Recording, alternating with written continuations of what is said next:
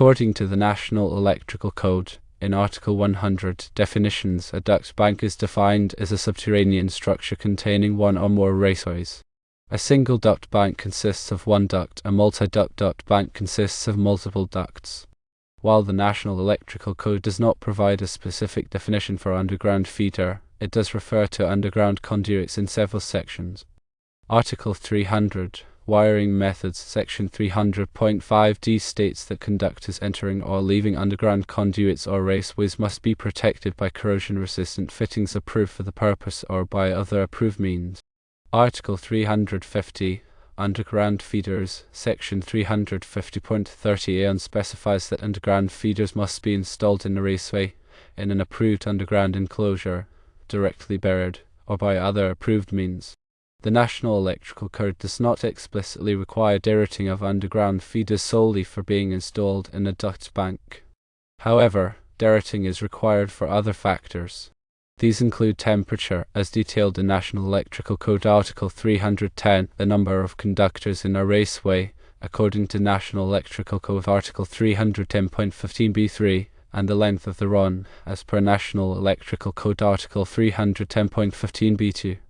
In order to summarize, the National Electrical Code outlines the requirements for conductor ampacity, addressing the adjustments needed based on the number of conductors in a raceway or cable, as well as ambient temperature conditions.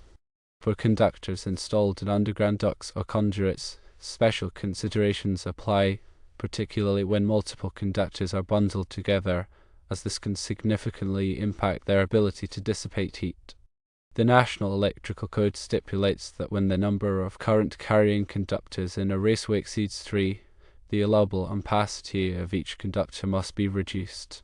This is to prevent overheating and ensure the safe operation of the electrical system. Specific derating factors are detailed in National Electrical Code Table 310.15b3, which provides adjustment factors based on the number of conductors. For example, if there are 4 to 6 current-carrying conductors in a raceway, the allowable ampacity must be reduced to 80% of its original value. For 7 to 9 conductors, it drops to 70%. The location of the conductors, whether underground or in free air, affects their ability to dissipate heat. Underground installations generally provide better heat dissipation compared to enclosed spaces, but the thermal resistance of the soil and the proximity of other heat sources must be considered. Ambient temperature also plays a critical role. The National Electrical Code requires conductors to be rated for the maximum operating temperature they will encounter. If the ambient temperature exceeds the conductor's rated temperature, the allowable ampacity must be further derated. National Electrical Code Table 310.16 provides ampacity ratings for conductors based on different insulation types and ambient temperatures. When installing conductors in duct banks, it is essential to follow the National Electrical Code guidelines for conductor spacing. Adequate spacing between ducts helps improve heat dissipation and reduces the need for excessive derating. The National Electrical Code recommends maintaining a minimum spacing of 7.5 inches between duct banks to allow for proper ventilation and heat transfer. In addition to the National Electrical Code requirements, local electrical codes and project specifications may impose additional restrictions or derating factors.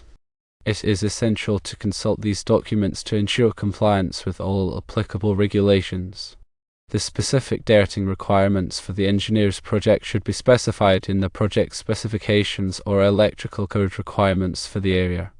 The National Electrical Code provides guidelines for calculating the allowable ampacity of conductors installed in underground ducts or conduits. To determine the appropriate derating factors, firstly, identify the number of current carrying conductors in each raceway. Secondly, refer to National Electrical Code Table 310.15b3 to determine the applicable adjustment factors based on the number of conductors. Thirdly, determine the ambient temperature in the area where the conductors are installed. Fourthly, consult National Electrical Code Table 310.16 to find the ampacity rating of the conductor based on its insulation type and ambient temperature. Fifthly, apply any additional derating factors specified in local electrical codes or project specifications.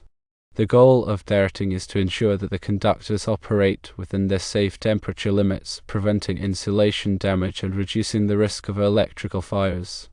By following the National Electrical Code guidelines and considering all relevant factors, electrical contractors and engineers can design and install safe and reliable electrical systems. The National Electrical Code is updated every 3 years to incorporate new technologies, address emerging safety concerns, and improve clarity.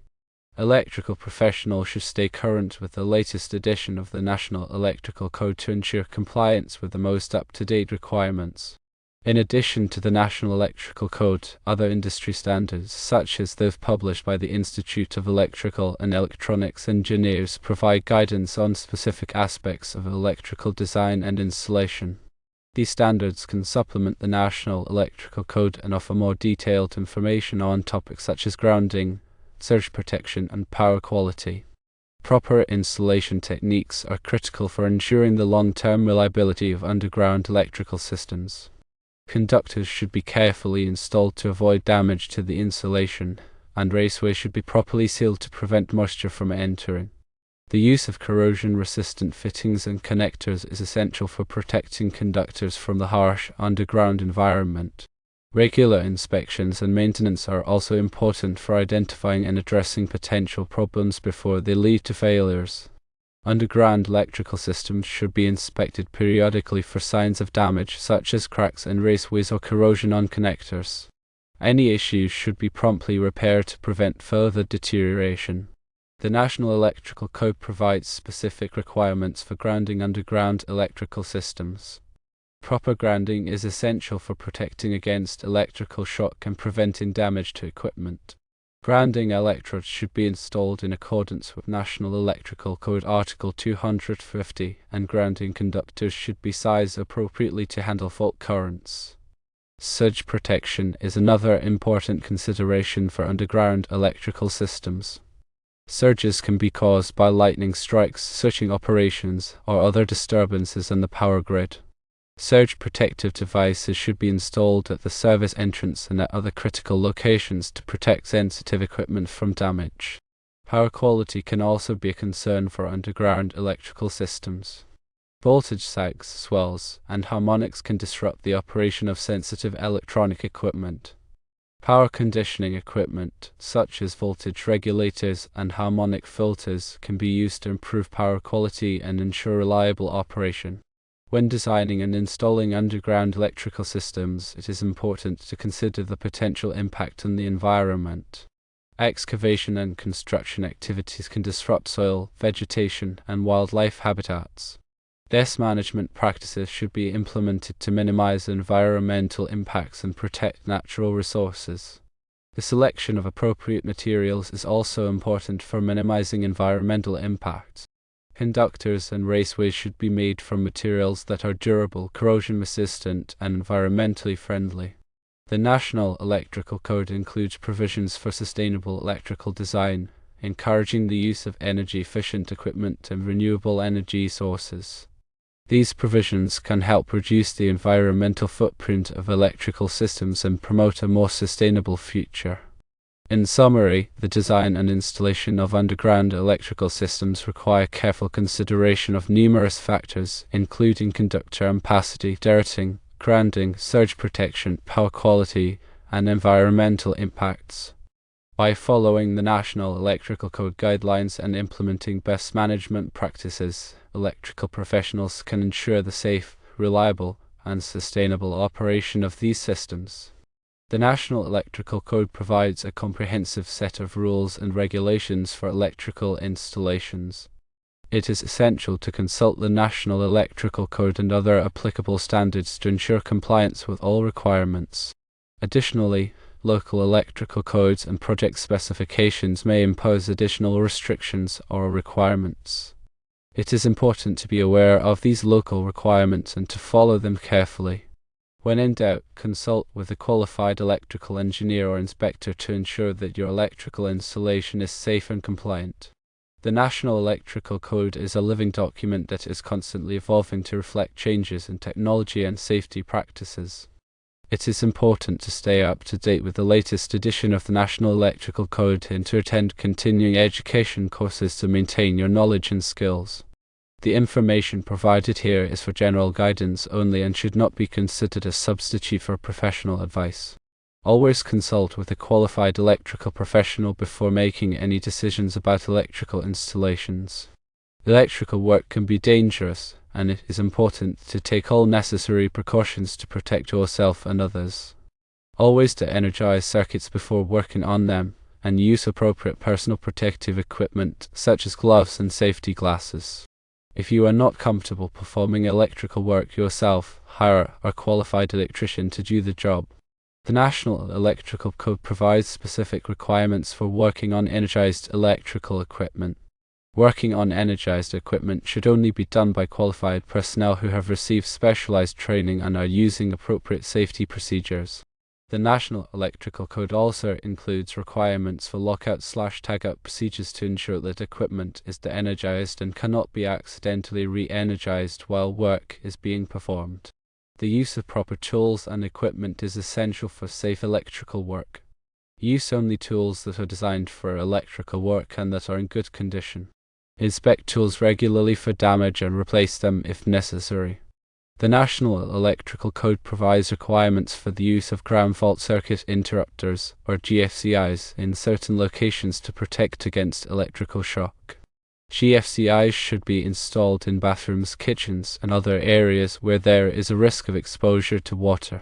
The National Electrical Code also includes requirements for arc fault circuit interrupters, or SIs, to protect against electrical fires. SIs should be installed in bedrooms and other areas where there is a risk of arc faults. The National Electrical Code provides specific requirements for the installation of smoke detectors to protect against fire. Smoke detectors should be installed in every bedroom and on every level of a home. The National Electrical Code also includes requirements for carbon monoxide detectors to protect against carbon monoxide poisoning.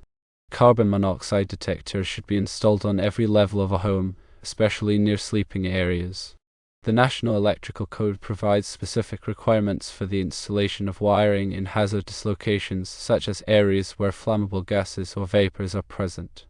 Wiring in hazardous locations must be installed in accordance with National Electrical Code Article 500 and other applicable standards. The National Electrical Code also includes requirements for the installation of emergency power systems to provide power during a power outage. Emergency power systems must be installed in accordance with National Electrical Code Article 700 and other applicable standards. The National Electrical Code provides specific requirements for the installation of renewable energy systems, such as solar photovoltaic systems and wind turbines. Renewable energy systems must be installed in accordance with National Electrical Code Article 690 and other applicable standards. The National Electrical Code also includes requirements for the installation of electric vehicle charging stations. Electric vehicle charging stations must be installed in accordance with National Electrical Code Article 625 and other applicable standards. The National Electrical Code is a complex and comprehensive document that covers a wide range of electrical topics. It is essential to consult the National Electrical Code and other applicable standards to ensure that your electrical installation is safe and compliant.